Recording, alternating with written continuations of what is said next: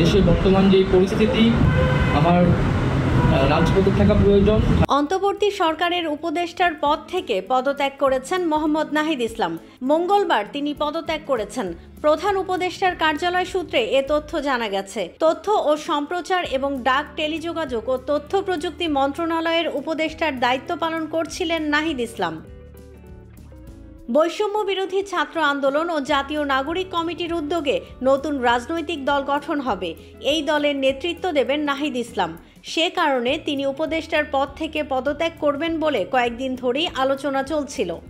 আগামী শুক্রবার ২৮ ফেব্রুয়ারি নতুন এই রাজনৈতিক দলের আত্মপ্রকাশ ঘটতে যাচ্ছে। জুলাই গণ অভ্যুত্থানের সময় সামনের সারিতে থাকা ছাত্রনেতারাই নতুন রাজনৈতিক দলের শীর্ষ পদগুলোতে আসছেন। এই দলের আহ্বায়ক পদে নাহিদ ইসলামের মনোনয়ন নিয়ে শুরু থেকে জাতীয় নাগরিক কমিটি ও বৈষম্য বিরোধী ছাত্র আন্দোলনের নেতাদের কারো কোনো আপত্তি ছিল না।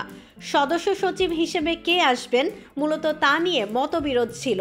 সমঝোতার ভিত্তিতে এই পদে আখতার হোসেনের নাম অনেকটাই চূড়ান্ত। তিনি এখন জাতীয় নাগরিক কমিটির সদস্য সচিব। দলের মুখ্য সংগঠক ও মুখপাত্র পদে দেখা যেতে পারে শারজিস আলম ও হাসনাত আব্দুল্লাহকে। দেশ জুড়ে তোলপাড় ওয়ালটন ফ্রিজ কিনে হতে পারেন মিলেনিয়ার।